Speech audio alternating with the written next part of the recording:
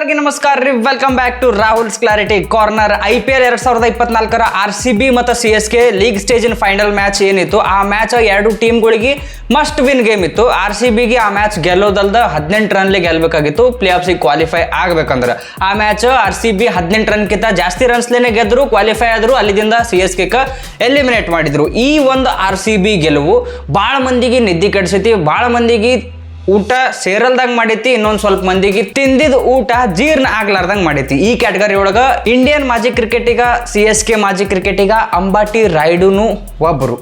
ಒಂದು ಸ್ವಲ್ಪ ಮಂದಿ ಶಾಕ್ ಆದರು, ಇನ್ನು ಒಂದು ಸ್ವಲ್ಪ ಮಂದಿ ಏನಂದ್ರು, ಇಲ್ಲ CSK ಸೆಕೆಂಡ್ ಹಾಫ್ನಾಗ ಚಲೋ ಆಡಿರಲಿಲ್ಲ, ಭಾರಿ ಆಡಿದ್ರು RCBದವ್ರು ಸೆಕೆಂಡ್ ಹಾಫ್ನಾಗ, ಬೌನ್ಸ್ ಬ್ಯಾಕ್ ಭಾರಿ ಆದರು, ಡಿಸರ್ವಿಂಗ್ ಟೀಮ್ ಕ್ವಾಲಿಫೈ ಆಗಿದ್ದು ಓಕೆ ಅಂದರು. ಇನ್ನೂ ಒಂದು ಸ್ವಲ್ಪ ಮಂದಿ ಅಂಬಾಟಿ ರಾಯುಡುನ್ ಅಂತವರು ಉರ್ಕೊಂಡು ಏನೇನೋ ಸ್ಟೇಟ್ಮೆಂಟ್ಗಳು ಪಾಸ್ ಮಾಡಕತ್ತಾರ.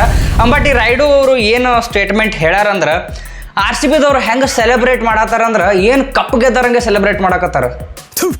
ನಾನು ಕಣ್ಣೆದ್ರಿಗೆ ಶೂಟ್ ಮಾಡಿ ಸಾಯಿಸ್ಬಿಡ್ತೀನಿ. ಇರಿಟೇಷನ್ ಕಣ್ರಿ, ಕಳ್ಸಿ.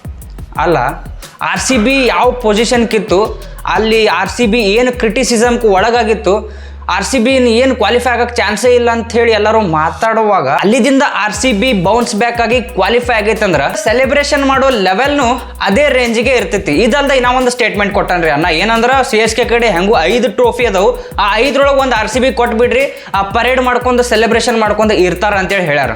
ಒಬ್ಬ ಫ್ಯಾನ್ ಆಗಿ ಯಾರೋ ಈ ಮಾತು ಯಾರೋ ಬೇರೆ ಮನುಷ್ಯ ಹೇಳಿದಂದ್ರೆ ಓಕೆ, ಏನು ಫ್ರಸ್ಟ್ರೇಟ್ ಆಗಿ ಹಂಗೆ ಅಂತಾರೆ ಓಕೆ ರೀ. ಒಬ್ಬ ಕ್ರಿಕೆಟರ್ ಆಗಿ ಇಂಥ ಮಾತು ಈ ವ್ಯಕ್ತಿ ಬಾಯಿಂದ ಹೊರಗೆ ಬರತೈತೆ ಅಂದ್ರೆ ಯಾವ ರೀತಿ ಮನುಷ್ಯಾಗ ಉರ್ದಿರ್ಬೇಕು RCB ವಿನ್ ಆಗಿದೆ ಅನ್ನೋದು ಲೆಕ್ಕ ಹಾಕ್ರಿ ನೀವು.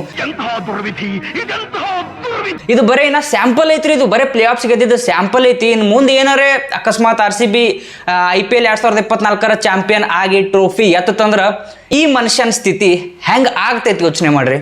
ಅಣ್ಣ ನನ್ನ ಕೈಯಲ್ಲಿ ಆಯ್ತಾ ತೀರಾ ಎಷ್ಟು ಉರ್ಕೊಳ್ಳೋದ ಇವ್ರು ಹಿಂಗೆ ಹೇಳಾಗ ಅವ್ರ ಬಾಜು ನಮ್ಮ RCB X player Varun horn ಅವ್ರು ಇದ್ರು.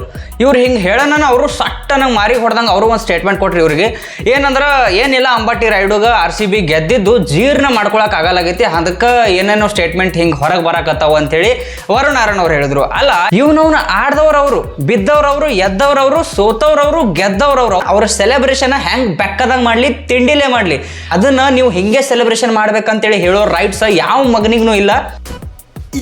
ಇದು ಆಕ್ಚುಲಿ ಚೆನ್ನಾಗಿರೋದು. ಅಂಬಾಟಿ ರಾಯುಡು ಅವರ ಈ ಉರಿವಿಕೆ ಬಗ್ಗೆ ನಿಮಗೆ ಏನ್ ಅನಿಸ್ತೈತಿ? ನಿಮ್ಮ ಒಂದು ಅಮೂಲ್ಯವಾದ ಒಂದು 2 ಮಾತು ಕಮೆಂಟ್ ಸೆಕ್ಷನ್ನಾಗ ಕಮೆಂಟ್ ಮಾಡಿ ಹೇಳ್ರಿ. ಇನ್ನ ಒಂದು ಟ್ರೆಂಡ್ ಆಗತೈತಿ, ಇನ್ನ ಒಂದು ಸೋಷಿಯಲ್ ಮೀಡಿಯಾದಾಗ ಭಾಳ ಕೇಳಿ ಬರಾಕತೈತಿ MS ಧೋನಿ ಅವ್ರ ಬಗ್ಗೆ. MS ಧೋನಿ ಅವರು RCB ವರ್ಸಸ್ CSK ಮ್ಯಾಚ್ ಮುಗಿದ್ಮ್ಯಾಗ ಸ್ಪೋರ್ಟ್ಸ್ ಮ್ಯಾನ್ ಸ್ಪಿರಿಟ್ ತೋರಿಸ್ಲಿಲ್ಲ, ಶೇಕ್ ಹ್ಯಾಂಡ್ ಮಾಡಲಿಲ್ಲ ಎಲ್ಲ ಪ್ಲೇಯರ್ಸಿಗೆ ಅಂತೇಳಿ ಎಲ್ಲ ಕಡೆ ಸುದ್ದಿ ಆಗತೈತ್ರಿ. ನನಗೆ ಅನ್ಸೋ ಮಟ್ಟಿಗೆ ನನಗೆ ತಿಳಿದಿದ್ದು ನಾ ಹೇಳ್ತೀನಿ, ನನ್ನ ಪಾಯಿಂಟ್ ಆಫ್ ವ್ಯೂಲೇ ಹೇಳೋದಾದ್ರೆ MS ಧೋನಿ ಅವ್ರು ನೋಡ್ರಿ, ಅವರಿಗೆ ಯಾರು ಸ್ಪೋರ್ಟ್ಸ್ ಮ್ಯಾನ್ ಸ್ಪಿರಿಟ್ ಏನನ್ನೋದು ಹೇಳ್ಕೊಡುವಂಥದ್ದು ಅವಶ್ಯಕತೆ ಇಲ್ಲ.